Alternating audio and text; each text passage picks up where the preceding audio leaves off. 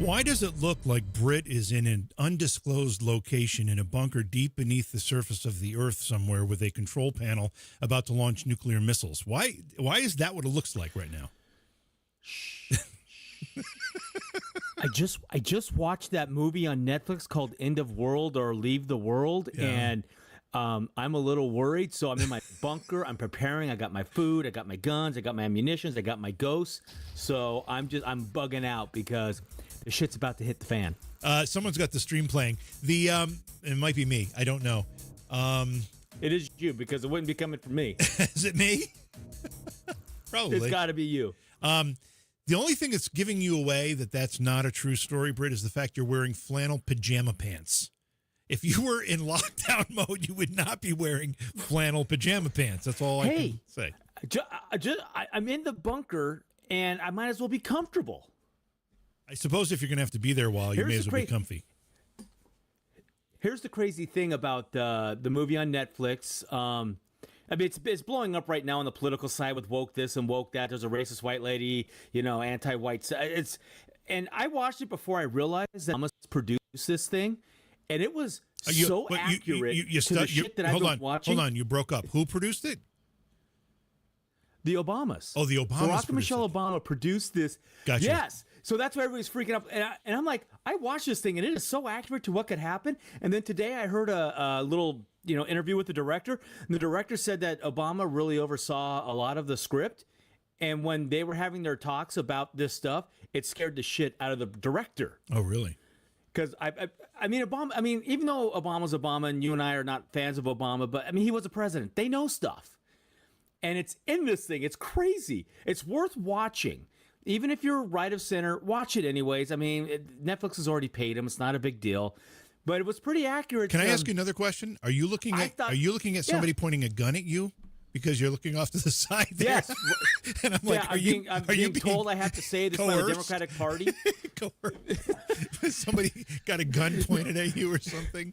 You're looking off, you're like... Unfortunately, I haven't set my shit up right, so my camera's here, but you're up in that corner right Gotcha. there. So I'm like looking at you, and I got to adjust my shit. All right. But anyway, I watched that last night, so that's why I'm in the bunker. Okay. Anyway, It's worth watching. Ignore all the bullshit on...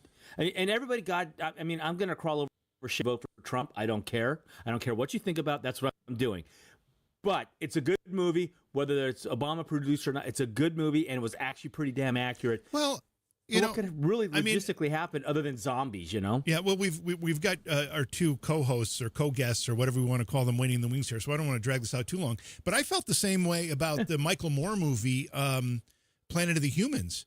If you remember when we used to talk about that film, I mean, I never thought I would cheer a Michael Moore documentary, but that one was fantastic, and everybody should watch it. Yeah. So, I don't know. Yeah. I mean, sadly, you got to give them money for it to watch. Yeah, that's capitalism. Yeah. We want them to embrace capitalism. Yeah, and just so you know, you're breaking up quite a bit there, so I don't know if there's something you can do on your end, but it's really choppy. I'm hardlined. I am hardlined, so I don't know what to do. I don't. I've given up on cable. Yeah. I think it's a plot against me. Yeah, so we've got Misdameanah Gina and Major Mandy joining us here from, of course, our last two investigations. Well, Mandy's been with us a bunch. Gina started her quest for answers with us just a couple weeks, 2 weeks ago. How long ago was that, Gina? It was last week, 2 weeks? I don't even remember now. I think it was like 2 weeks ago. Gosh. I don't know. It seems like yesterday and then also a million years ago. Exactly. It's so bizarre. We're in a weird time warp. We really are. What do you think about Britt's bunker look there? Do you think that makes him look more mysterious? Or are you saying, will you turn some damn lights on, please? Where are you on this? Well, right now he's all in black, so it just looks like a head just suspended in the darkness. And I'm not going to say that that's his best look either. I mean, if it was going to be one part of him suspended in the darkness, I'm not so sure this is the one we want to see. I'm going to suspend you in the darkness. Mandy, what's your vote? More lights, or let's watch the suspended head in the darkness? I like the suspended head in the dark. Yeah. Yeah. Okay. It's a vibe. It's a whole vibe. Creepy vibes. Hey, the darker it is, the better I look. So Yeah, but I'm going with dark. your face looks like a full moon in an October sky right now because your face is Maybe so we'll white. see the lady in white might walk behind him That'd in be the cool. dark. That'd be cool. Oh yeah, yeah. It's an investigative tactic. Yeah. We'll That's see. what I'm going with. Hey, Mary Totally Grace. planned. I just moon pie, exactly. I just want to say hi to everyone as folks are filing into the chat room. Good to see everybody. We are going to talk about the last two investigations. We're going to talk about the old Blackford County Jail and also the Randolph County Asylum, both of which the four of us investigated a couple weeks ago and had some really fantastic experiences. Now, this isn't a complete evidence review. Britt and I have not had time to really hammer down on the footage and the audio and all that stuff because there's a lot of it. And as you saw last night, we posted the You're a Shrine Night 1. That's how far behind we are on some of this stuff, just so everybody's aware. That was September, just so if people are looking at the calendar, the You're a Shrine investigation was in September. Is that right? It was September, Mandy, right? I'm pretty sure. Yes. Yeah. So we are a little bit behind, but we did grab some clips, some notable moments that we wanted to chat about. And I know that Gina and Mandy both have memories of some of their more important moments during the investigations, things that stick out in their minds. And we're going to do some of that. Plus, I have a couple of clips from other stuff that we haven't talked about that I thought would be a good chance to do that. Before we do that, I want to talk about the morning question, the PRTV, the Paranormal Reality TV morning question that was posted today. And I'm going to paraphrase it because I don't have it in front of me. But basically, the question was, Ed and Lorraine Warren are receiving a lot of attention, more so recently than they have in years. Do you believe that Ed and Lorraine Warren were pioneers in paranormal research, or were they opportunists of paranormal research? And I don't want anybody to step on anybody's toes, so be as political as you want to be in discussing this. But Britt, why don't you start us off? What do you think about the Warrens' legacy? Really, you're going to me to be politically correct? What are you thinking? Well, I figured if you go first, everyone else will look very politically correct. Right. That's probably true. I would like to I think. And look, and I have not studied them. I don't know them. I never met them. They are not my, so, and my level of them, my level of knowledge of them is basically what we've seen on the social medias and maybe some of the documentaries. Fuck, now you got me saying documentary. I don't say it that way, but that's okay. Close enough. Yeah. So that's my level of knowledge of them. And this is what and only because of all the hubbub of late, I think they got into it for the right reasons, and then it morphed, and then it became a business, and then that was their business to survive on, and then they had to survive on it. So I think it probably morphed, and towards the end, they were just trying to make a living. That's kind of my thing. I don't necessarily think they were evil about it. I just think they were trying to make a living. I think that's a pretty fair assessment. Gina, do you have another opinion? No, my opinion is essentially what Britt said. I think it was both. Like, I think that it started really organically. I think that they were in it for the right reasons, and then the business structure kind of came in. But I really do think that they were pioneers for that time. No one else was doing anything like that. So are they pioneers? Yes. Did they use all of that to their advantage eventually? Absolutely. 100%. But I think it's both for sure. Mandy, what are your thoughts? I agree with Gina and Britt too, but also I think they actually started this haunted collection thing. I don't know of anyone who was doing it prior to them. There could be others that were, but they definitely started this thing with the haunted objects, the dolls and different artifacts being haunted. Came from them, I believe. Yeah, well, they were certainly collectors, and they made a point of pointing out their collection. And in later years, that was really their focus, was the museum they had and all those items that they had collected over the years. And I'm going to fall right in between all of you guys, and I feel the same way. I do think they were pioneers because at the time, regardless of what their motives were, at the time they were drawing attention to and presenting techniques for the investigation of the paranormal that no one had been doing. Now, there were other people doing it at the time that actually have a great reputation, like Hans Holzer and others. However, the Warrens really made an effort to bring it to media and to let people know what was going on. Now, having said that, I also believe that they were very much in it for the money, and that may have come later. But if you watch there's a documentary on Netflix right now called Devil on Trial, I think. I'd written it down. I think it's called The Devil on Trial. And it's about one of the cases that the Warrens got into. And the subject of the documentary, a boy who was supposed to have been possessed, the Warrens said he was possessed, said that as this story progressed, the Warrens said, here, sign these papers. We're all going to make a lot of money. And the boy and his family never saw a dime of any of the books, the movies, and all the stuff that came out of his story. And the Warrens ended up taking that money from them. So they have a dark side as well. So I think we can all agree that it kind of falls somewhere in the middle here. You can probably fairly say they were pioneers, but at the same time, they had a profit motive along the way as well. Okay. I think that's fair. Britt, you think that's fair? I'm good with that. Okay, good enough. All right. Yeah. I don't know where we want to start with the rest of this. Actually, let's go this way. Mandy, we were at two locations the last time we went out. You set up both of them, and you'd been to both of them as well prior to us going there as a group. What are your thoughts of our experiences as a group versus the other times that you had visited the Randolph County Asylum and the old Blackford County Jail? I think you guys had the first night was really active at the Randolph. I feel that the spirits were really communicating with you guys, especially the children. In Noah's room, you guys seem to have been talking to a child spirit, maybe more than one. I think it went good as the group that we had there. I think so. Do you think both locations were as active as you're used to them being, or more so? I mean, we had a really active night. It seems like in both places. One night was really active. The next night wasn't quite as active. It seemed to be that pattern at both locations we went to. Yes, I agree with you on that. The Blackford County Jail, the first night was really active. And the second night, it seemed to be a little bit more quieter than what I'm used to it being.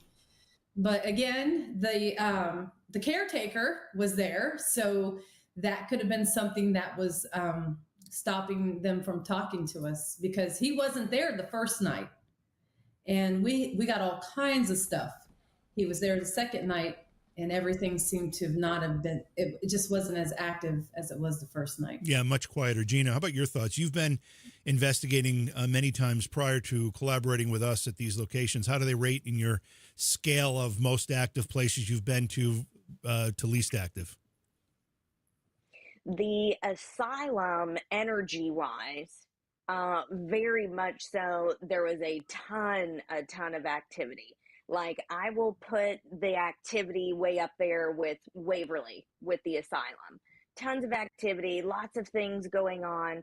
But even with the jail, like, the jail was super, super active that first day. The second day, it wasn't so active, but the second day is when we got all of those clairaudient things going on. And we got the creaking of the door and the bells chiming from an unknown church, all of that stuff. But that Asylum, for me, super active, tons of energy, way up there, with Waverly. And Waverly, for me, is the most active place that I have ever been a part of. And it's near and dear to my heart because it's in Louisville, Kentucky, where I live. So love the Asylum, love the jail, love them for different reasons. But I definitely felt more intense energy in the Asylum than I did in the jail, for sure. You brought up the Bell incident, and prior to us going live, we were just chatting about some stuff, and I meant to bring that up because that still remains a giant mystery to me. And Britt, you remember we were in that attic above the jail cells at the old Blackford County Jail. There was a bunch of stuff happening, and we heard 3 bells, and then a pause, and then 2 bells. And we just assumed that there was a church, or it was the courthouse that was basically across the street, and we've kind of come to not a definitive answer, but a bit of a preliminary answer that none of the churches nor the courthouse were actually ringing bells. Yeah. I Right, but called the more important after- question is, what's in Mandy's drink? What's in I think Mandy's it's drink? vodka. What's She in just took a big swig of vodka. Yeah, you're breaking up. It's hard to understand you. That would be Just good water. though. But no, I was going to say, after the bell ringing, that really caught my curiosity. I ended up trying to call every church within like a half-mile radius that was around the jail. All of the churches called me back. I did not tell them that we were investigating the building nearby. I just said, "Oh, I heard your church bells at midnight." And every church came back and said, "No, we play a musical song. We don't do a single bell or a single chime."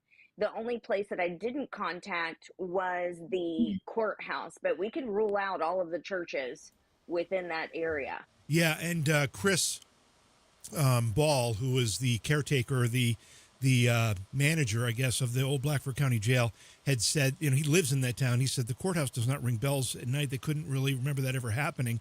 So, Britt, later when we were closing the broadcast that night, the second night at the Blackford County Jail, Alex, who was running our ops center, came out with her phone and said, read this about a death knell.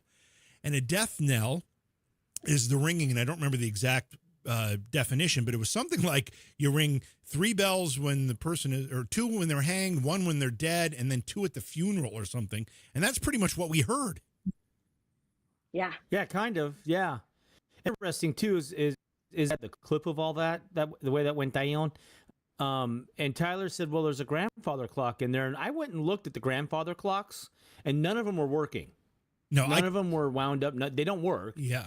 So the death knell, the fact that Alex didn't hear it, the fact that Gina called around and no one's, claiming, to have bells ringing at midnight. It's kind of weird to ring a bell at midnight anyways, unless it's for the whom the bell tolls.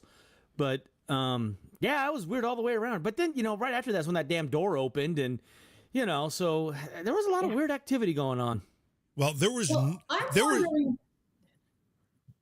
Sorry. No, it's okay. Go ahead. I was just wondering if that is something that goes on around that time all the time and nobody's paying attention. Kind of like residual, something that is played over and over at a certain time.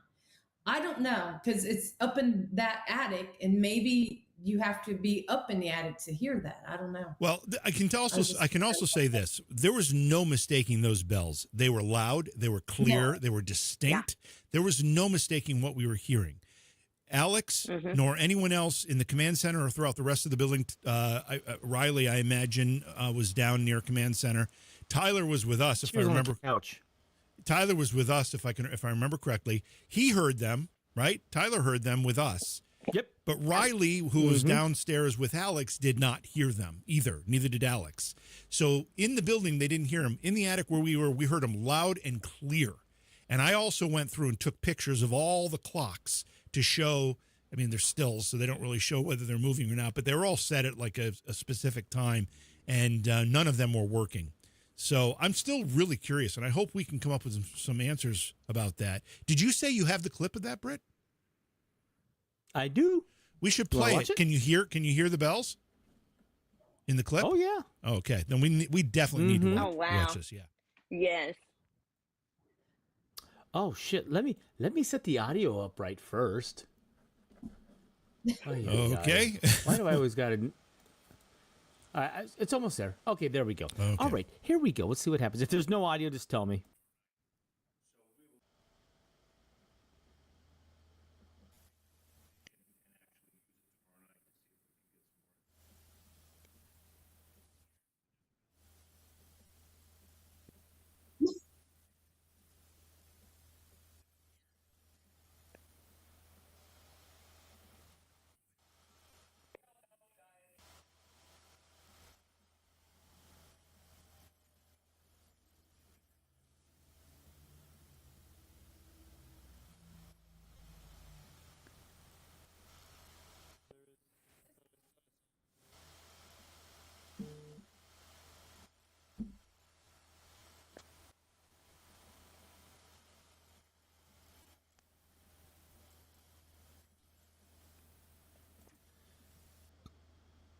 So, and then you promptly went out to the door. You went through the door and looked outside real quick. And do you want to hear it again? You heard them, right? Yeah, let's play it again. I want to hear them again. Oh, yeah. All right, here we go again.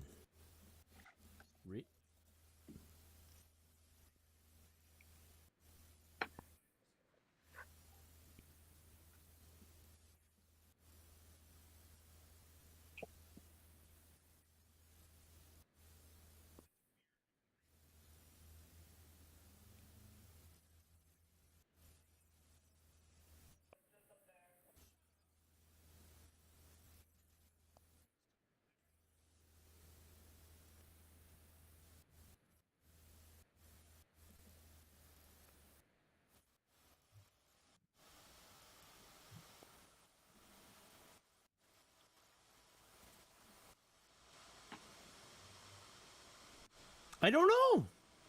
It's We can't find an answer. It's pretty bizarre, and it's very clear. So I had it backwards when I was just describing it. I thought it was 3, then 2, but it was 2, pause, then 3. That's what we were hearing in real time there, and that's what we were describing. I don't know. That's a head scratcher. That really is. Gina, it kind of sends shivers down my spine, though. Absolutely. That was something that I was expecting whenever we were at the property early on, and I was like, it's going to be super clairaudient. But the fact that everybody heard it, like, that blows my mind, because Mandy and I, as mediums, will hear things that other people don't hear all the time. But everybody that was in the attic heard that, and it was loud. It was startling. YouTube is saying no audio. YouTube is saying no audio. There was no sound. Yeah, YouTube said no audio. No audio at all? But you guys heard it. No audio at all, Yeah. or just no audio from the film, from the video? No one in chat heard it. No one in the chat heard it. Although I do love Turbo Turtle. For all we know, you're discussing dinner plans. No audio. So but you guys heard the audio, right? No audio from the video, but audio from us here. So I'm not sure what. Yeah, I don't understand that, Britt. And Facebook had no audio also. So, but it's weird that I could send my audio to you, but it wouldn't go out because you're the master of all audio. Yeah, I'm not really sure. I heard slight talk, but nothing else. Okay, well, we'll play that at another time. I do want to show this, though. This is the definition of a death knell from Wikipedia, and it says a death knell is the ringing of a church bell to announce the death of a person. Historically, it was the second of 3 bells rung around death, the first being the passing bell to warn of impending death, and the last was the lynch bell, or the corpse bell, which survives today as a funeral bell. So there's the number 3 is in there, which just makes it even more curious, because that's what we heard. We heard 2, then 3. Very, very strange, and I'm sorry to folks watching and listening that you couldn't hear that. I don't have an explanation for that right now, but we'll try to figure it out.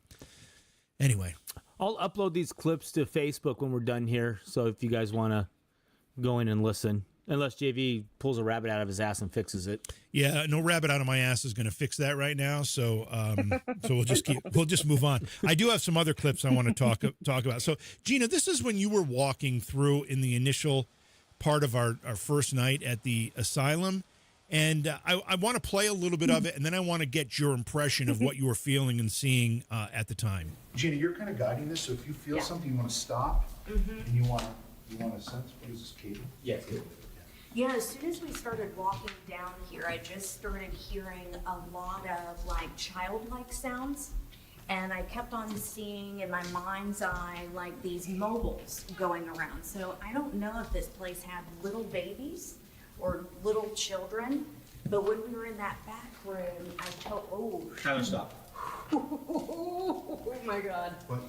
Right here, I have chills. All right, we should go in a little bit. Okay. All right. Now, I don't want to put you on the spot. Do you remember what was happening there? And first of all, you were describing you had a sense of children, the mobiles that would hang over a child's crib, that kind of thing.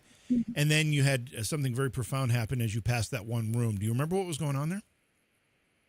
Yes, absolutely. I remember like feeling all of the energy of the children. And when you feel like children spirits, they're fun and vibrant. And I'm seeing mobiles in my mind, and like everything seems magical. And then as I was passing by that room, the energy shifted completely, and it felt dense and heavy and masculine. And when I started to get cold chills, in my mind's eye, clairvoyantly, I saw a big black shadow figure. So automatically, we're in the dark. I'm a little person and I'm going to get a little bit frightened. But then once I tuned into it, I knew that it was okay. It wasn't a negative entity or anything like that. It was just a very masculine spirit that I was seeing and connecting with. Did you later in the investigation, did you have anything else happen to you that confirmed some of those initial feelings, particularly with the children?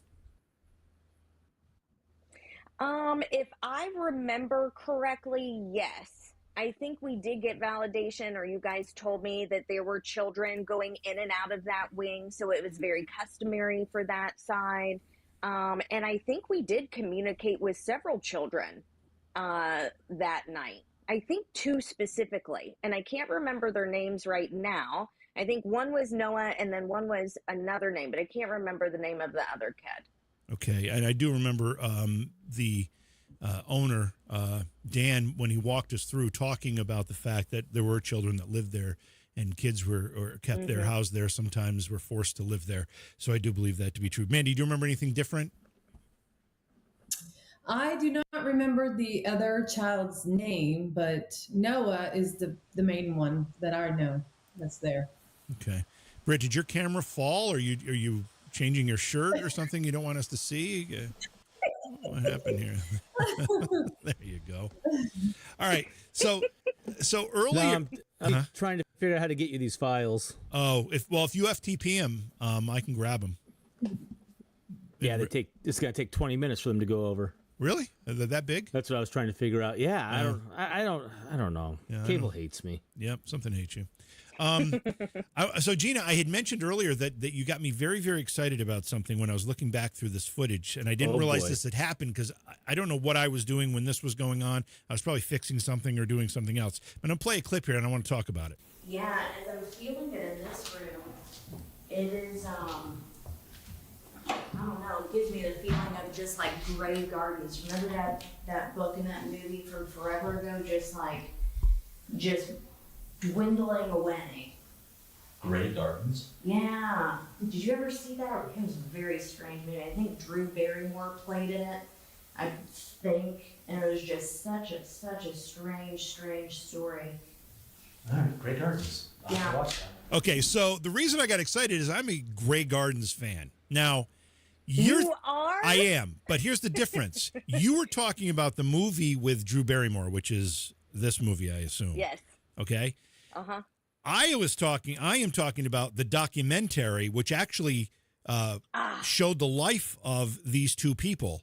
This woman who you see in the poster art here, which is she was known as Little Edie, and her mom, who was bedridden, basically, who is known as Big Edie, and they were both they were descendant or relatives of Jacqueline Onassis, and they at one point had a lot of money. And this house is on, what is it, a Montauk or the Hamptons or somewhere very prominent.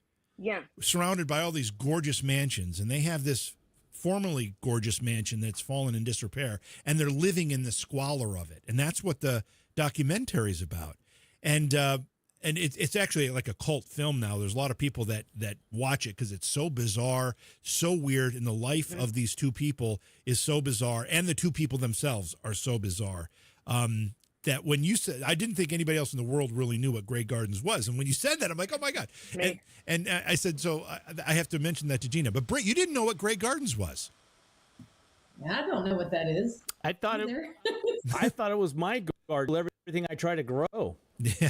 Well, I want to play this because this is the trailer for the documentary of Grey Gardens, so you can get a real flavor of what Gina was talking about, how that's the way the atmosphere that she sensed or saw or reminded her of, and you can see what this thing's about because it's really strange.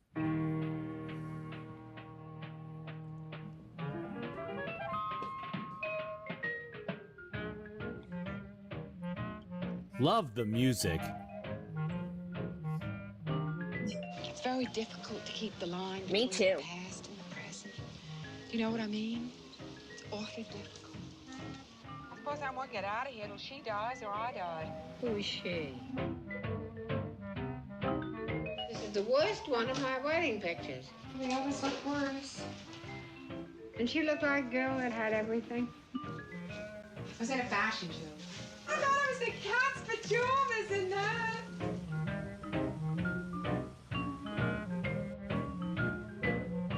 I missed out on everything. I was stuck here with Mother, the cats, the house, and T. Logan. Everything's good that you didn't do.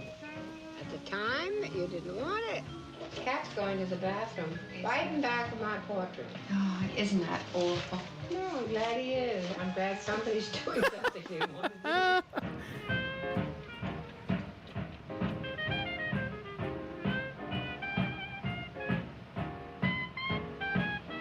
Good Lord. What year was this? 1975. Oh my God. An orange kitty. The relatives didn't know that they were dealing with a staunch character. And another thing, Mrs. Beale wasn't taken care of sexually. Now I'll have to get drunk, Edie. I'll have to start drinking. I can't take it. Oh my God. And you can always take off the skirt and use it as a cape. So I think this is the best costume for today.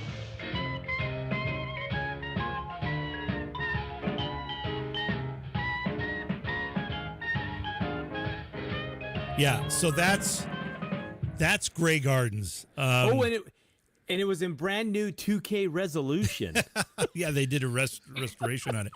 So, Gina, when you mentioned Grey Gardens, that's the image I had. Yeah. Had you seen that? Absolutely. That version? No, I've not seen that version, and I absolutely will now that I know that there's a documentary about it. It is absolutely fascinating. And you watch these people and their quirkiness and their different personalities, and then you just watch everything just go into disarray. And it's wild to watch. And that was the feeling that I had in that room, that everything just started to wither and go away. Yeah, the documentary is strange, and what was happening there is strange. Sorry, Britt, go ahead. So are you saying that this was the original Kardashians? Oh, I don't know. I don't know if that's. I mean, I guess you can compare it that way in some ways, but it was just. I mean, the Kardashians are going to eventually wither away. I mean, it might be a while, but yeah, that was the original. Like reality doc. Just watching someone's life. Watching someone's life. I mean, there's no that you can't believe they're living that way. These two in this documentary act as though they're still like high society royalty. They think they are in their heads. Withering away. Yeah. They think they are in their heads, but they're living in feces-infested rooms with probably no running water or very little running water, with water leaks coming through the roof, and tattered clothing, and they're in this fantasy world. It's very bizarre. I haven't seen the Drew Barrymore depiction of it all, but I have seen the documentary several times. It's a real strange land. And well, that's how I live in my head. your high society royalty in your head. Yeah. In my head. Nice. And I'm 12. Nice. Okay, you got it all then. I have this clip, and I hesitate to play this, but I needed to, and it's a little self-deprecating. However, I'm going to play it anyway, and you guys can laugh and ask questions after. Finish this knock for me.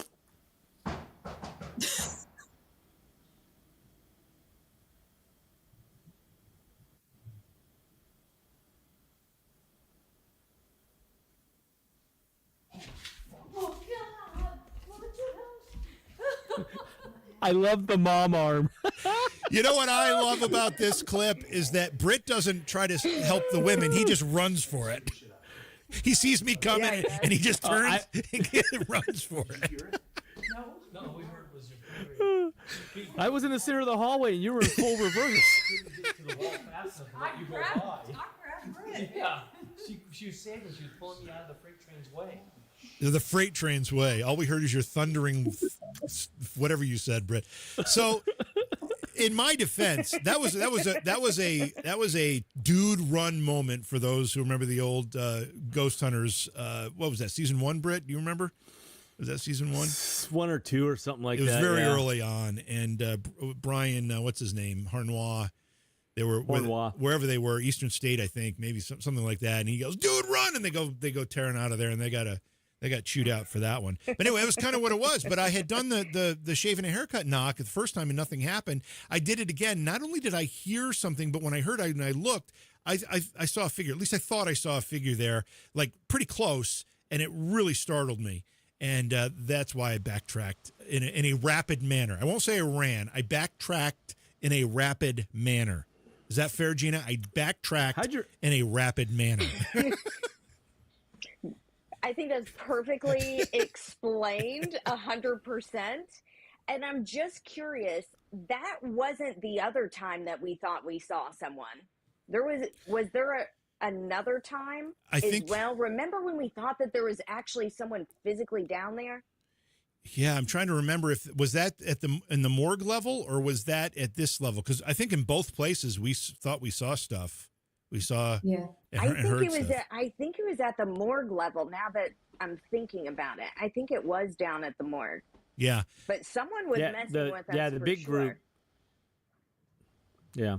Hey, how did your underwear check out when you got back to the hotel? Perfectly fine, Britt. Perfectly fine. Watch. Okay. Watch Britt get out of the way. Look at him run.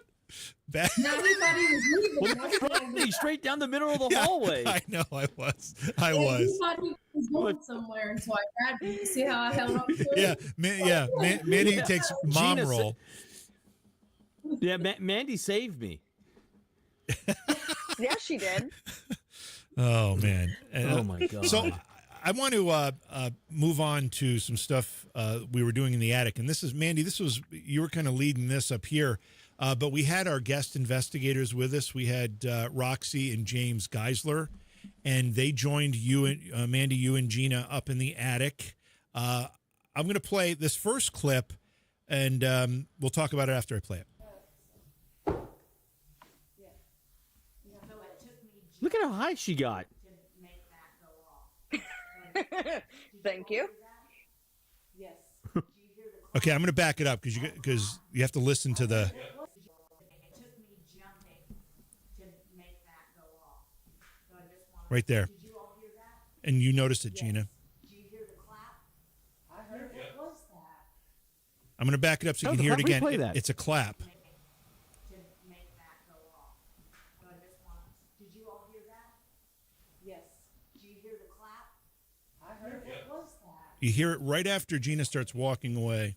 To make that go off. So I just wanted. Did you all hear that? Yes. Did you hear the clap? It was clapping for her amazing jump. Well, it was an impressive jump.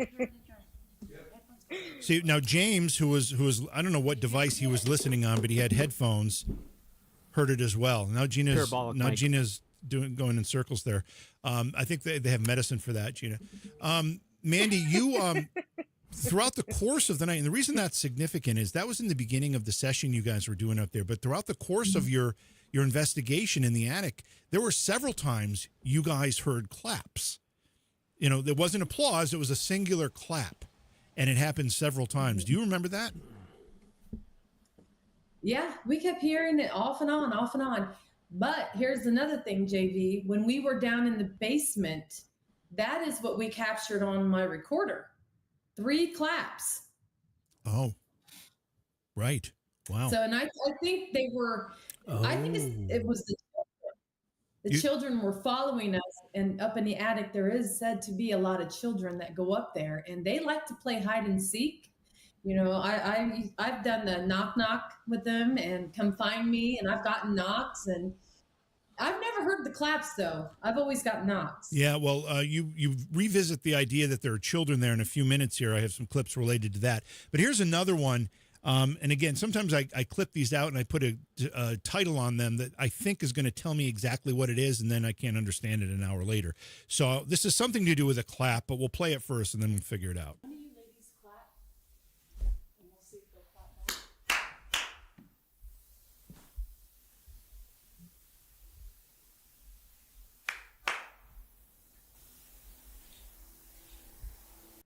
Okay, so that's what this is after the second time, I think it's Gina that's clapping. There's very faint, what sounds like could be clapping. And I'll play it again. It's after the second series of claps that Gina does.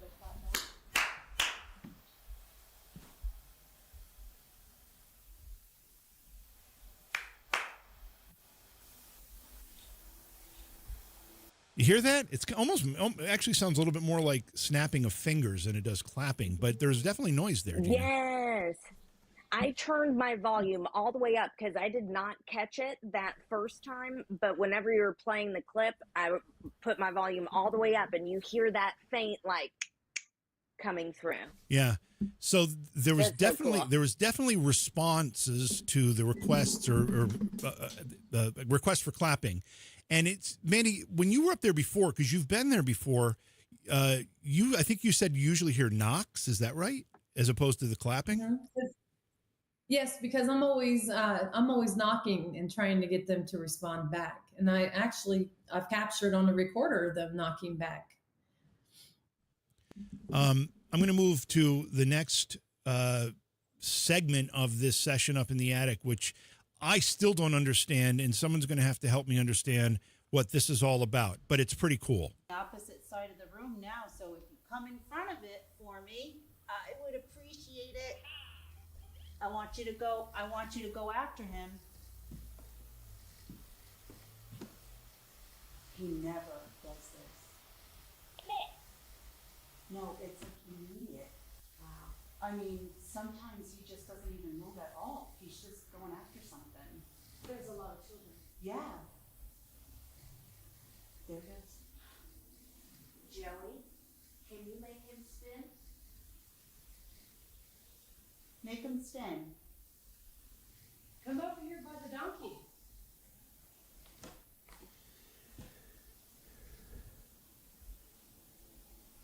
There's a stuffed animal right over here in front of me. Bring him over here. Joey, can you bring the robot back over here and spin him around?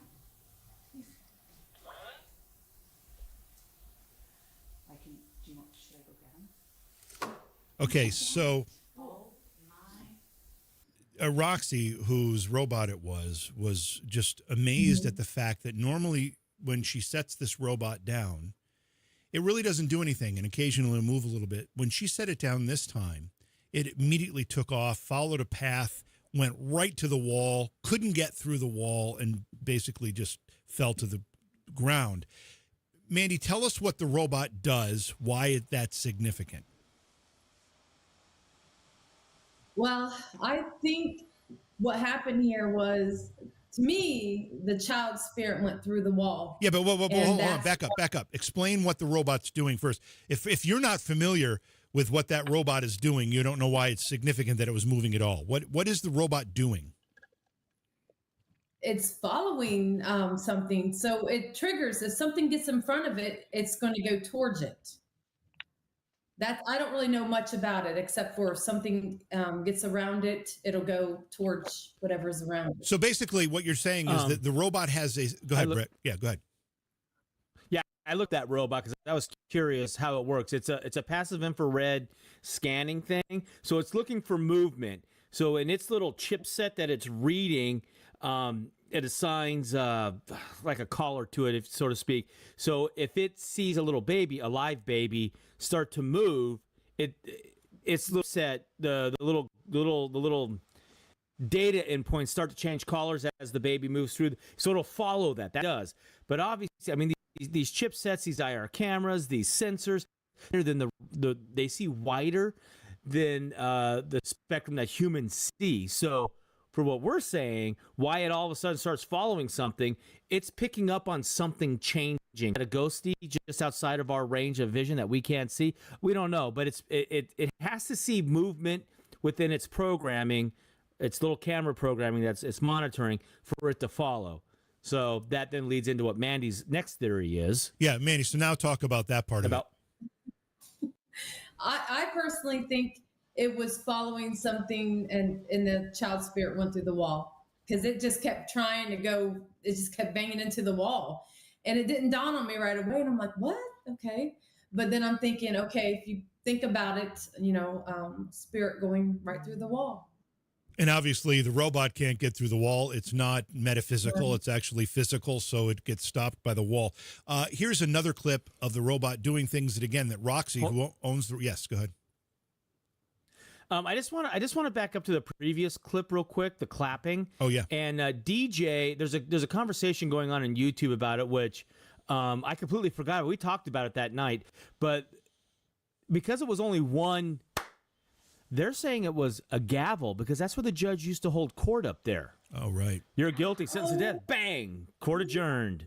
That's right. Whoever said that in the chat, you were on to something. Thank you for that. Yeah, DJ and Wendy. I'd forgotten about the whole court discussion that evolved from when you guys were up there as you were getting responses. That's right.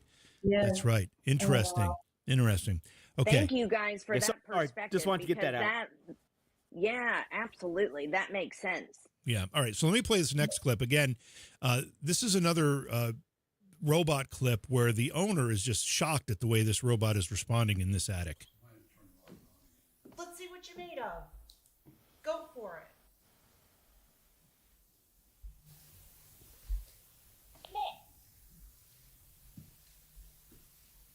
Joey, can you come over here and play with this robot? So it's kind of rocking back and forth at this point, and then it takes off. I think it was saying something about tell me about the rabbits. We're all hanging out. You know we're all staring at Are you suggesting this is Lenny? If you're here too. But tell me, he'll hold the dead rabbit and he's petting it, saying, "Tell me about the rabbits. Tell me about the rabbits." How does that shadow go over the stuffed animal? It's pretty cool, right? I mean, you've made it move a couple times already, so just do it one more time. Joey, Noah, can you both? Also, for those that sent messages and asked, Roxy is wearing pants. They're leggings. They just happen to be skin color. So the robot, right? The robot now moves, Right to the chair. I've never seen him move so much in my life.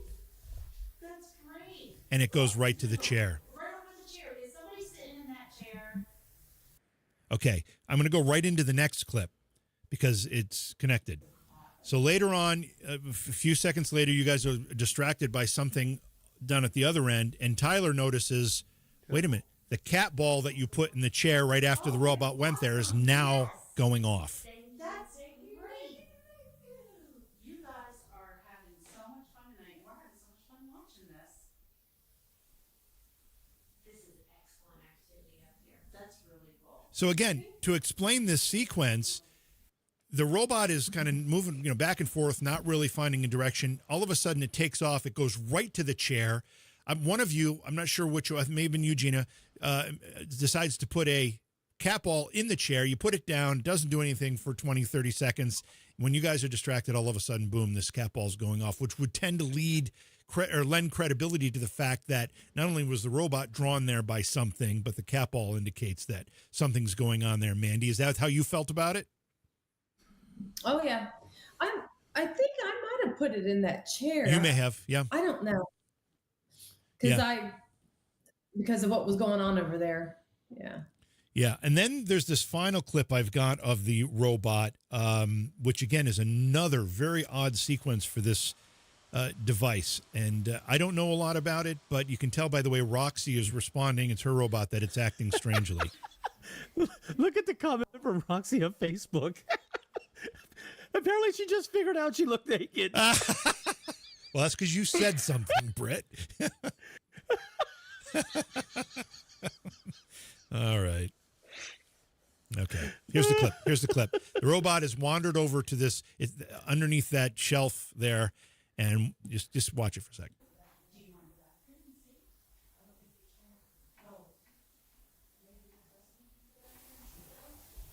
Can you bring the robot back over here? She asks for it to come back, and then boom. Oh my God. It, Yes. He tried to go through the wall, guys. Think about it. Think about it. Spirits go through the wall. Oh my God. They travel. That's what's happening. It can't go through the wall. You see how it can hit the So again, the robot's kind of hung up there, and you guys are talking, and Roxy says, can you bring it back to us? And just a few short seconds after she says that, Gina, it frees itself from the cable or whatever it was stuck on, bolts to the wall, hits the wall, turns around, and then starts coming back. I mean, it's really bizarre the way it behaved. That was the most bizarre piece of equipment that I've ever seen work. And I think that being up there with Roxy and Mandy and James, like, oh my gosh. I don't know how you felt about it, Mandy, but I was like, what is happening? One, I had never seen that robot before, you know, and I've never seen that piece of equipment. And then for it to work, her to say it never does this, and it's like doing flips and going crazy. What did you think about it, Mandy? The children absolutely loved it. It was a new toy. They're used to dolls and balls and, you know, little trucks or something. They're not used to seeing something like this moving around. I think they were running from it, and they just loved it. It definitely got a lot. Britt, as you know, you've worked with a lot of different equipment in this field. What did you think? We didn't get an opportunity to investigate with the robot, I don't think. I know I didn't. I don't think you did either. But based on what we saw, what we heard that was going on in the attic, what did you think of that? I mean, it's an intriguing piece of equipment. I mean, it's especially as a trigger object. Also, kids are going to love to run up to it and whatever. Although I'm telling you, if I'm half awake in the middle of the night and that robot comes into my doorway, it's getting a 12 gauge slug. But sent at it. But you know, I want to understand. I need to understand more. Out to one of my engineering type buddies that knows all this electronic stuff better than I, exactly how it works, and he's looking into it for me. But I want to know exactly what is it monitoring, what is giving it its commands to go forward, turn left, turn right. You know, we need to understand that better. Then to understand what it's doing, to be able to figure exactly what it's doing and what it's seeing. But it's intriguing, and again, you know, I'm the type of person that I will use anything and everything a couple times. You know, and then if it needs to be kicked to the wayside, it does. But this is intriguing to me because it's also one of those toys I mean, it is a toy, but again, it's one of those devices that you can set down and you don't have to stare at it. You can start paying attention to the room and seeing what's going on, because if it picks up on anything, you're going to hear it wind up and start rolling. Then you can turn to it. That's what about the REM pods and the K2s that make the clicking sound. The newer K2s have that technology. A lot of ours don't. But I like those ones that make noise, so you don't have to stare at it. You can then start paying attention to the room, and that's how we get to see shadows and things moving and lurking in the dark, because we're not staring at equipment with lights blasting in our eyeballs. So I think it's at this point in time, I'm not ready to say it was following a ghost, but I'm also not ready to say it was totally malfunctioning, doing its own thing. That one specific piece of equipment, I don't think is ready for prime time to say it was following a ghost. Now, it rolled to the chair, the cat ball goes off, and then we have an EVP that land. Then you put all that together, and it's, that's pretty fucking interesting. But it alone at this specific point in time, I think it's still under review as to what it's doing. Yeah, and James Geisler, who was in the room with you guys, says the only time the robot behaves like that is when it's surrounded. Surrounded, I suppose, Gina, that might mean there were multiple spirits possibly around that thing, is why it was kind of freaking out a little bit. Absolutely. Well, It was Absolutely. What'd you say, Mandy? It was freaking out. It didn't know what to do. It didn't know what direction it wanted to go. Yeah. This next clip I have is a comparison. It's a side-by-side. And when I found this, this is something that we edited when we were on location, because we intended to play it the second night we were at the jail, because it happened the first night and it was really intriguing. We edited it on the fly. We didn't remember to play it, or we didn't include it in that second night. And I just pulled it off the computer and put it in here. And for some reason, it's a little choppy. I don't know why it didn't render properly when we edited it. at the jail. However, it still illustrates what's going on. You've probably seen the clip of the door in the attic, the same place we were in where the bell was ringing that we heard. The door behind me as I'm talking opens up. It's hard to see because it's kind of in the background. And then the comparison clip that you'll see here with it is the static cam that's outside the room, and it's pointing through an open door into the hallway where that door, the one that opens, sits. And you can see that there's nobody there pushing the door open because, you know, one thing skeptics will say, and rightfully so, well, how do I know there wasn't somebody behind the door pushing it open when that door opened? And that's a good question. In this case, you can see there was nobody there. What, Britt? Also, this is about 2.5 minutes after the bell incident. That's right. Right. Ooh, So it's all in the okay. same. Right on the heels. Okay, so here it is. The video on the left is us talking, and the door in the background opens a couple of inches. Again, hard to see, and you don't hear it in this audio, but we heard the creaking of the door when it opened, which is what alerted us to the fact that it opened. And then the video on the right is the view of the door from the outside. That opens up, although I think it's been boarded up. Not boarded up, but they've got cross beams and stuff now, so you wouldn't be able to fall through it. But either way, it's there with the noose above it. And it's a 2-story drop into the stairwell. What the hell? Whoa. That was the door, door. just Closed. closed. Did it close or did it open? I'm not sure Yeah. which. No, I don't remember what it was. Did you see it in the camera? No, I just showed it. But I got 5 minutes on the battery. I'm gonna save it right now. The recording. Yes. Wow. Well, hold on. Yeah. You looked out there for the bell. You pushed it closed, Yeah. and now it's open. Yeah. And then, oh, that's a train whistle now. I was going to say more bells. If we heard like more bells at that moment, Oh I my think gosh. I'll be waiting for I'd be AC/DC to start up. I think somebody Really? came in. So we have a lot to do here, Stell. Yeah. This Yeah. place has been amazing. Another great place. Dan and Richard, it's amazing what they're doing. This place is so clean and it's active, which is Okay, so that went on a little longer there, but again, you see the door opening, and those videos are as best we can lined up because you see when Mandy shines her flashlight at the door from inside. The other video shows the light coming through into the hallway because the door is open. Britt, that was a pretty significant catch, and the fact we had that static camera pointed in the right direction was kind of a stroke of luck there. stroke of luck. I placed that camera. I knew exactly what I was doing. Okay, all right. I'll let you take that. Honestly, when I placed that static cam, we were going to go in the other corner because the jail cells were on the right. But then I was like, no, let's put it over here so we can shoot this hallway, so we can see if anybody's, at the other. That camera was specifically put there to cover that door and the women's jail area. So I did do that on purpose. But anytime we can get stuff on tape, front and back moving like that. I mean, yeah, that's holy grail stuff in documenting this, whatever the heck we're investigating and trying to, collect, the evidence we're trying to collect. That was front and back and nothing, no one was there. And, it didn't do that all night. But, the other interesting thing is that the caretaker said that they've never had incidents up there of that door moving. And what the next day, I went up and looked at that door, and that door wedges shut. You literally have to, give it a little tap with your toe at the lower left corner to get it to open up.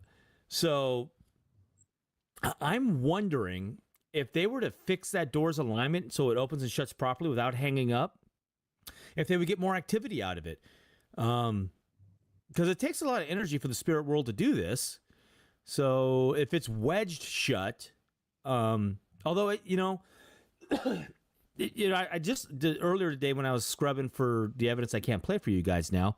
I saw when I was grabbing the bell toll stuff, I saw where JV went out that door and looked, and then when he came in, he shut the door properly.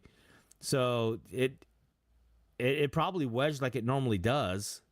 And the ghosty still pushed through it, but I think they might have more activity if they fix that door to where it doesn't hang up. I mean, it shuts properly, latches properly, but doesn't hang up because that door was properly latched and everything, and then it opened up. Well, that's what I was going to say, Gina. When I opened the door prior to that, when we heard the bell, and I was looking out into the hallway just to see if there was a clock or something out there that would have made that bell sound, and there wasn't.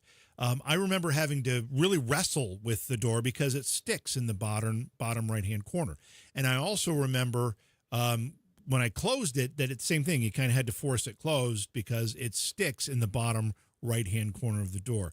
No breeze is going to overcome that friction. No shifting of the building, whatever. There had to be some force behind it, Gina.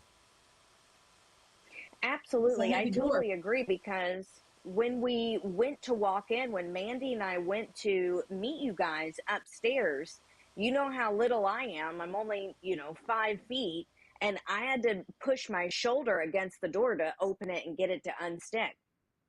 So we all have had, that kind of experience with the door. We all know that door catches.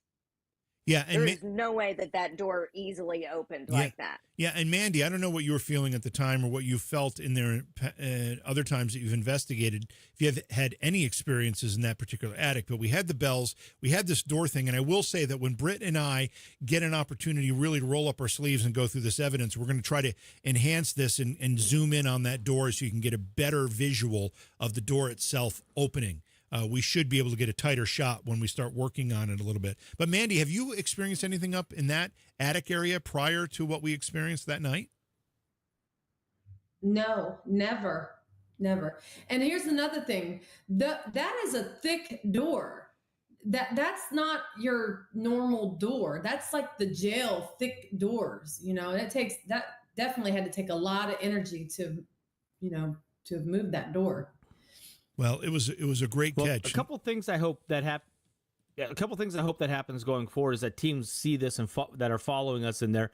They make a point to be up there around midnight to see if they can hear the bells too, and then also focus on that door and maybe the reason that there's really no documentation of that door opening and closing is because you got a dungeon down below and you got a really crazy jail cell system. I think that's where people focus most of their energy. And they don't really go up to that boring attic, which was still a badass attic, but it's a boring attic when you have all that other crazy. So hopefully teams will go up there and, maybe they'll debunk it. It would be nice. I mean, if it's debunkable, it'd be nice. And if you are watching this and you do go do it and you do debunk it, please tell us. Send us your stuff. Yeah. We'll definitely talk about that. Yeah, and I should also mention that this was the first night. The clips that we're seeing here, or the clip that we just saw, was the first night at the jail. The second night, we started the night outside near the courthouse, just outside in general, to see if we heard any bells ringing at 8 o'clock Eastern, which was the time that we started, and we heard nothing. And in fact, we heard nothing the rest of the night. I don't remember what we were doing at midnight, but I don't remember hearing bells at midnight either. Does anybody remember anything significant about midnight that second night? We were cleaning, breaking down, and almost gone at that time. Yeah. So but we certainly didn't hear bells. So very interesting place. Both of those locations were phenomenal. And as Britt mentions in that clip that we just saw, Dan and is it Rick or Rich, Mandy? I always get it mixed up. Richard. Dan and Richard, who own those properties, own several others, and they are really to be commended for the quality or the way they keep them. They keep them clean, accessible. You can investigate in these properties without having to worry about stumbling on debris. I don't know if anybody caught it. I have a bit of a limp that shows up every once in a while because when we were investigating at Bailey Seton Hospital, I tripped on the debris on the stairs and wrenched my knee, and it's still bothering me.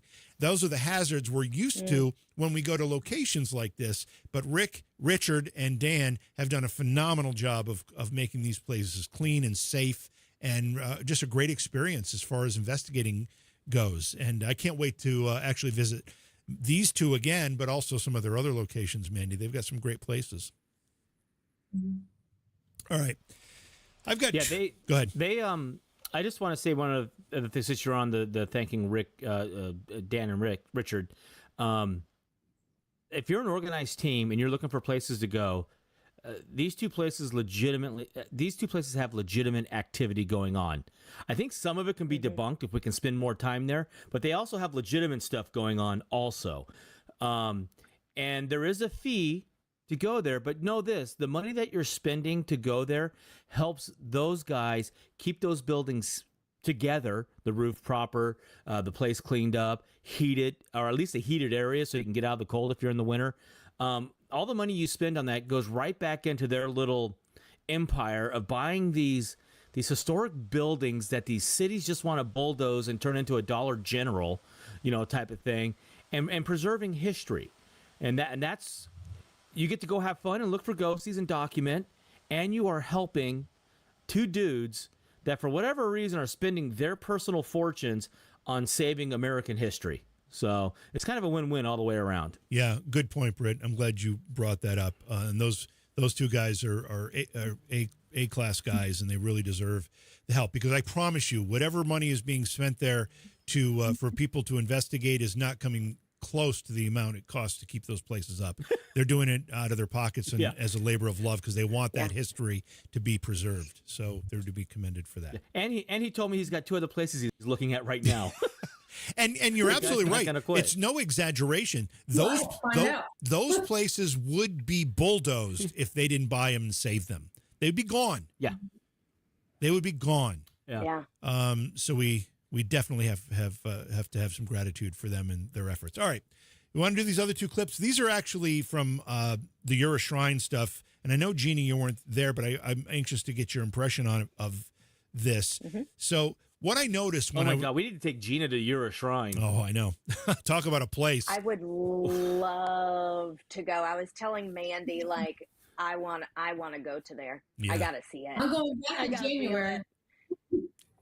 Yeah. Are you, Mandy? You're crazy, man. Yeah, I got something going on there. Yeah. Cool. But as I was going through the footage and editing them, I came across some things that we didn't notice at the time, because there was so much happening that sometimes we'd be getting loud and reacting to something, and something else would kind of slip by us that we weren't aware of at the time. But in watching the footage, you catch it in retrospect. And this is one of those moments, and it's going to get loud because we're all screaming and all excited about some stuff here. So there's a moment of everybody screaming at the same time. But I'm hoping you can pick out what happens in this clip that we didn't react to.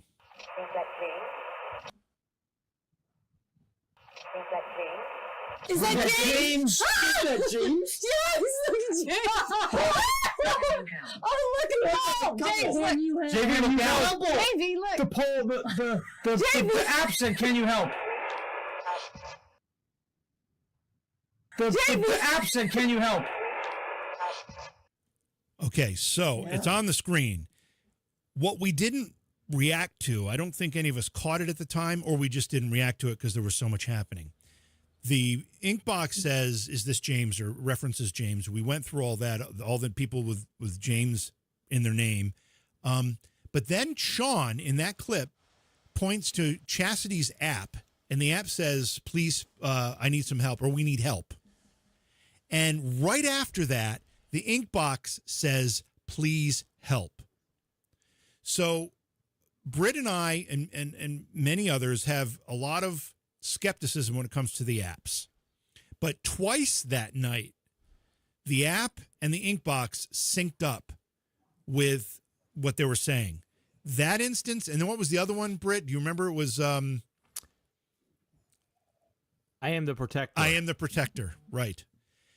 That happened twice.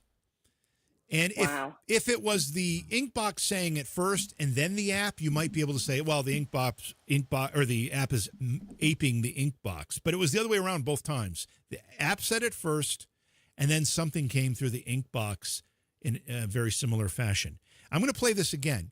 Listen to the end of at the end of the clip when Sean says the app said we need help, and then right after that the ink box says please help, and the words come on the screen to help you see where they are. So here it is.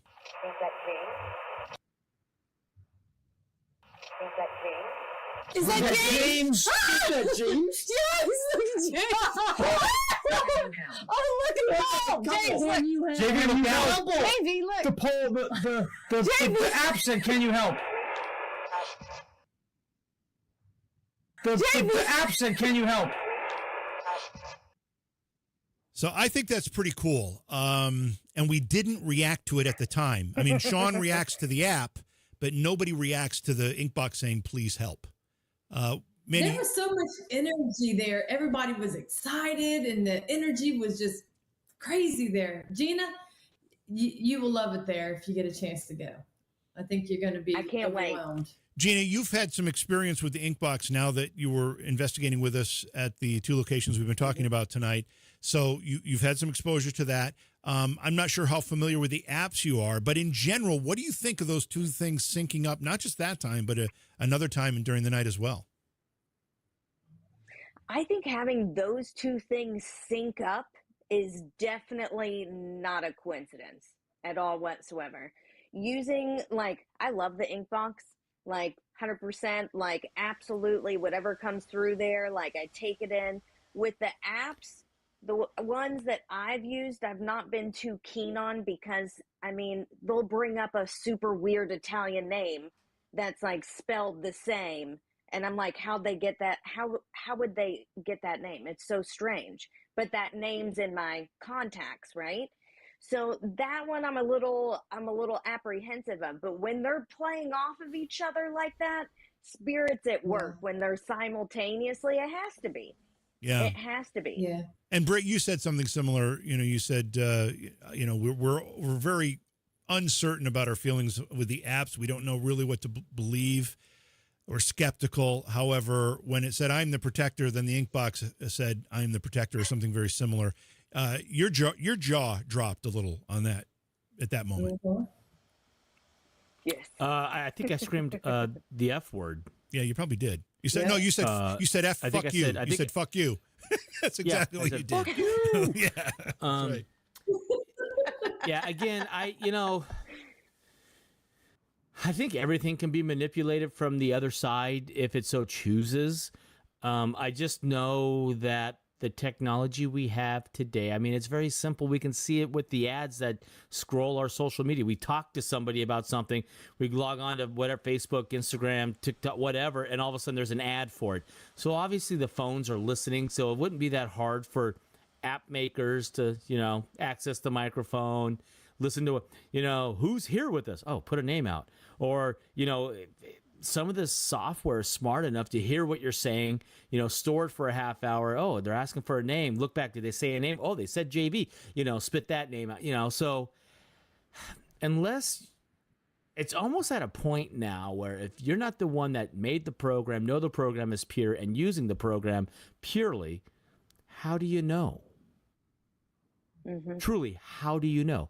But when something like it said, when I think Chastity said the app actually articulated I am the protector, and then within half a second at most, the ink box spits out I am the protector. There's something to that.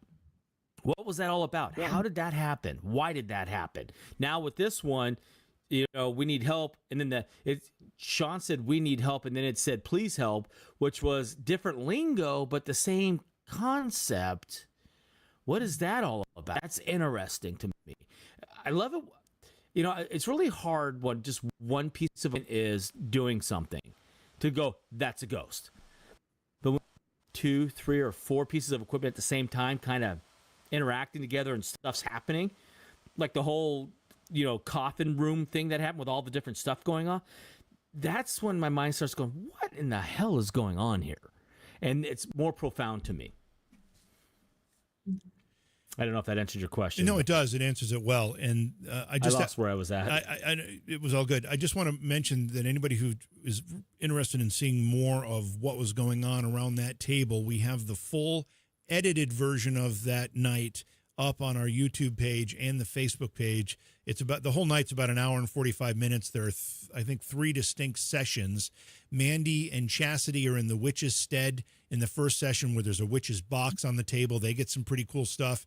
And then Mandy and I and Britt and I think Sean and then eventually Chastity all file into the cave, the grotto, and we get some amazing activity in there related to a coffin that's in the room.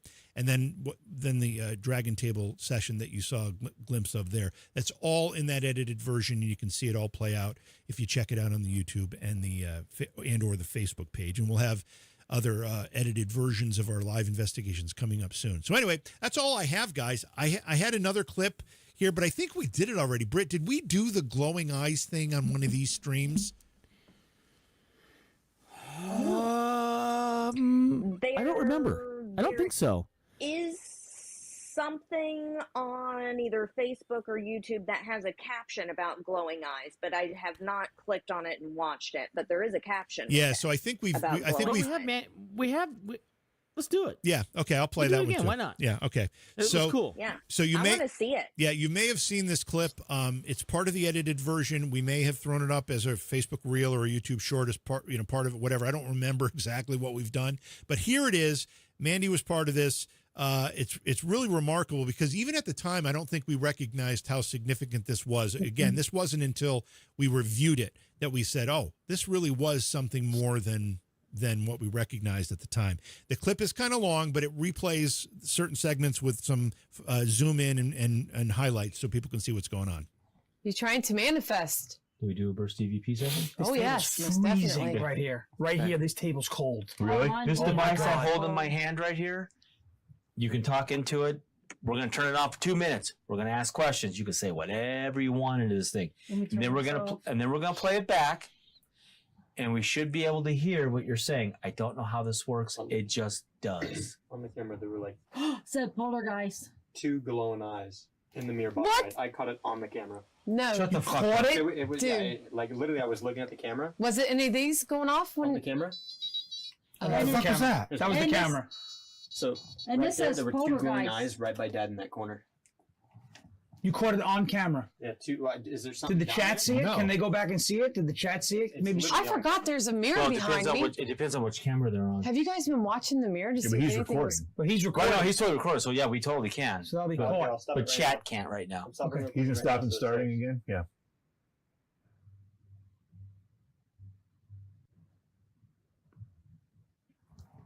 You're trying to manifest. Do we do a burst EVP session? Oh, yes, most Freezing definitely. right here. Right here. This table's cold. Really? This Oh my device I God. hold in my hand right here, you can talk into it. We're going to turn it on for 2 minutes. We're going to ask questions. You can say whatever you want into this thing. And then we're going to play it back. And we should be able to hear what you're saying. I don't know how this works. It just does. On the camera, there were like Said poltergeist. 2 glowing eyes in the mirror box. What? I caught it on the camera.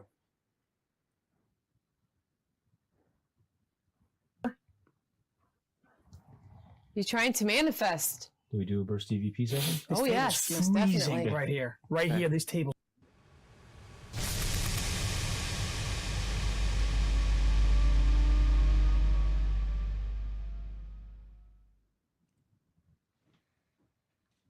Okay, so And then we're going to play it back. this is the view right here. I'll pause it here. This is the view looking from the static camera out towards where the reflection would have been to see if there was any equipment here. Is there anything on Britt's in his pocket, on his belt, clipped to his shirt? No. On the chair? No. Anything here that could have been causing those lights? And there's nothing.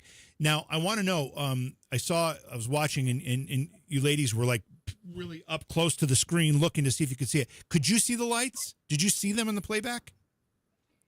I did. Yes. Okay. Because they're hard to see And I unless you have a have a big thought. screen. Okay. All right. What's your thought? Go ahead.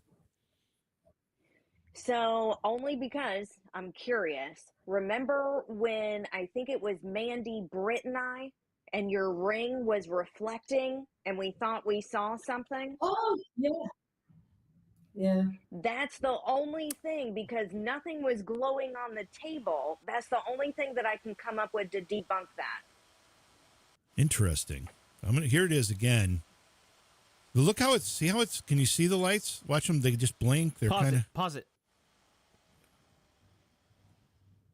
Mandy's hand, you can see Mandy's hand in the mirror, and it's not by my butt. Well, we've been wondering about there's that. the beginning of one of those. Oh my God. So gross. Coming from the person who says what now? Anyway. Yeah. So you can. I mean, it's. Sadly, this doesn't stop on a frame that actually has. I'm going to play it again so you can actually see the lights. There.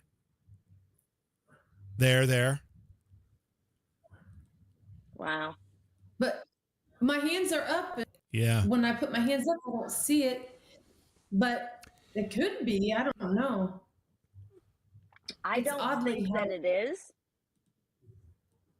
Because just I right don't there, know. you had your hand up and it didn't reflect. But that was Right. the only thing I could think of to debunk. And you're right, that. Gina.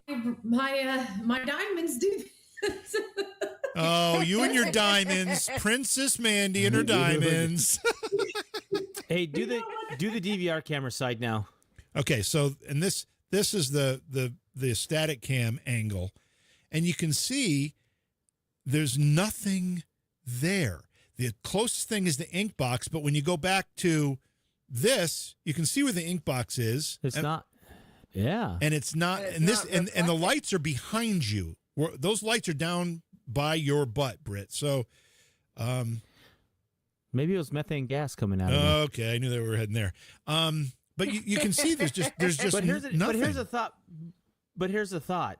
We have the I Am the Protector Inkbox combo. We have the We Need Help combo. The app just said poltergeist, and then those lights show up right after it. Yeah. So now it's making me rethink everything. How so? I'm not sure where you're going with this. Well, I mean, the app said I Am the Protector, and then the Inkbox mocked it or mimicked it, and then it said, we need help, and then the Inkbox was right behind, please help, and then now it said poltergeist, and within milliseconds, the fucking glowing eyes show up, or whatever that is. An energy burst of something happened there.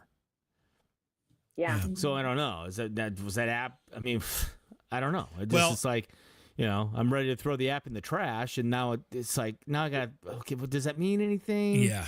I'm impressed Now by you have to rethink everything. You do, and I'm impressed by the two corroborating incidents with the app and the Inkbox, the I Am the Protector and the Please Help.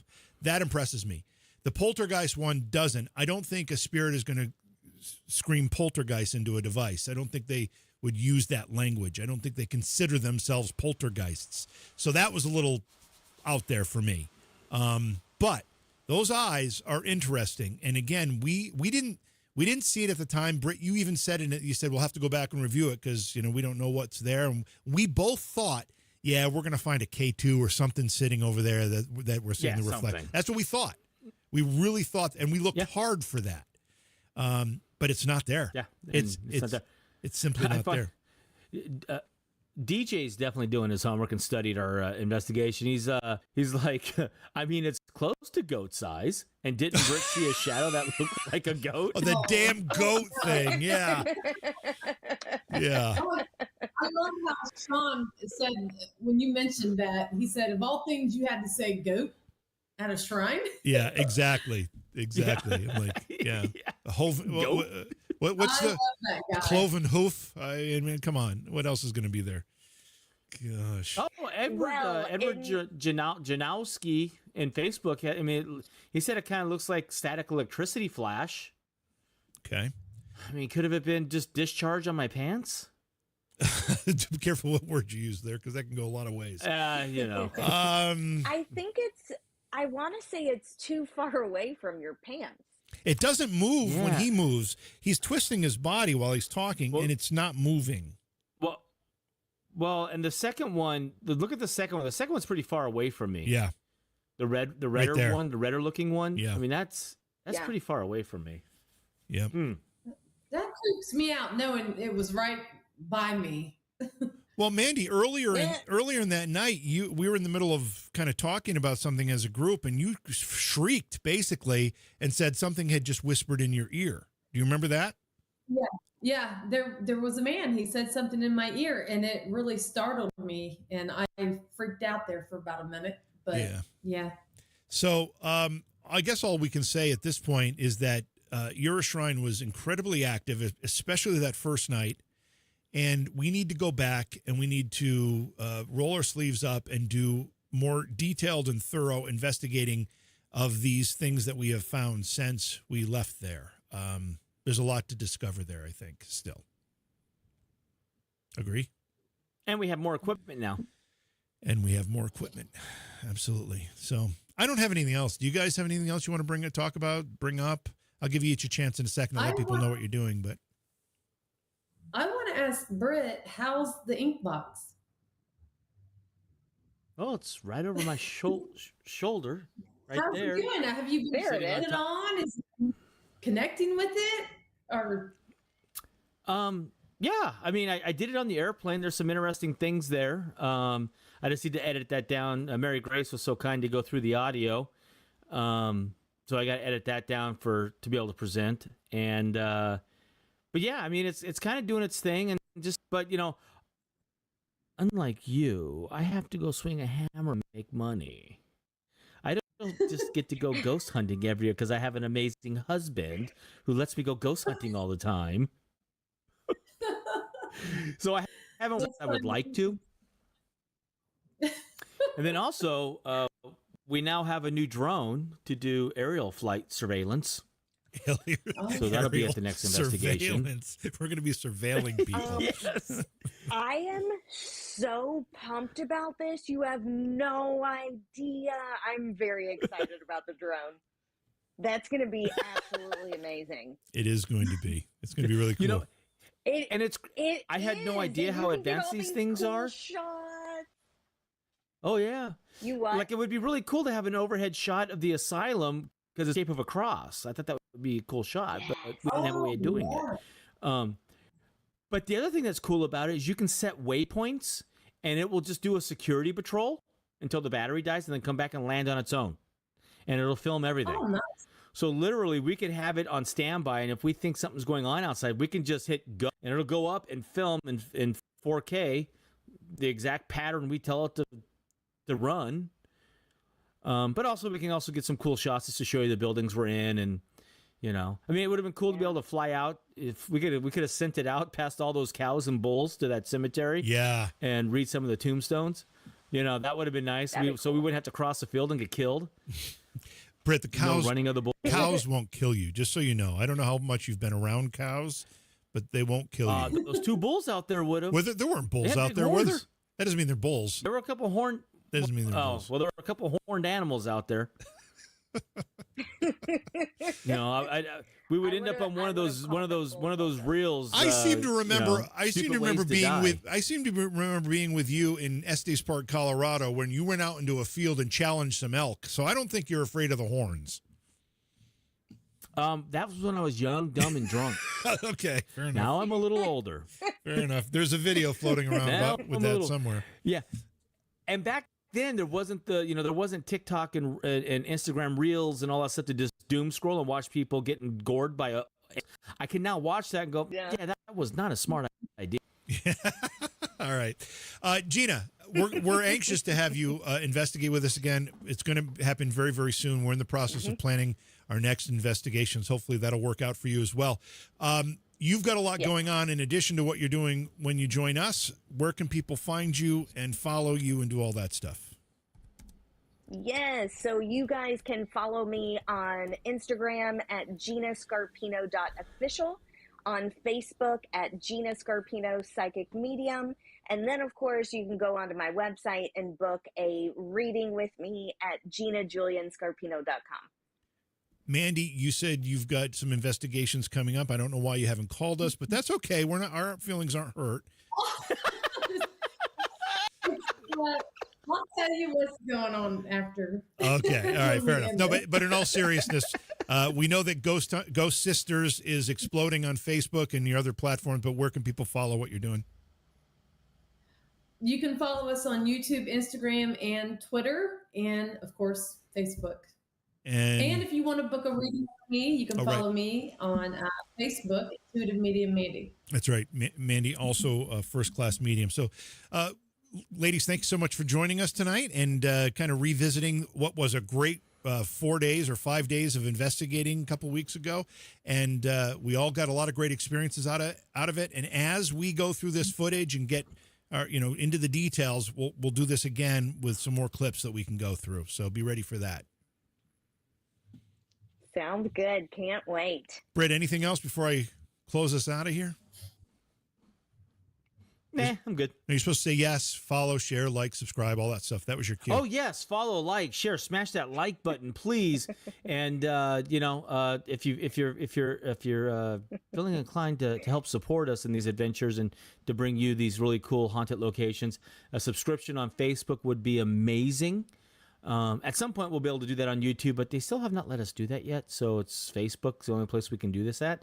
But yeah, subscription helps a lot. And we do put a lot of stuff for you guys to help us review behind the subscription wall before we put it out just to the general public. So, not only will you help support us financially in this adventure, we will also work you to like family labor. Reviewing this stuff and helping us come to conclusions on what we're looking at. By the way, family labor is another way of saying free labor, just so we're all clear about that. That's really the code word. When we say family, we mean free. Yeah.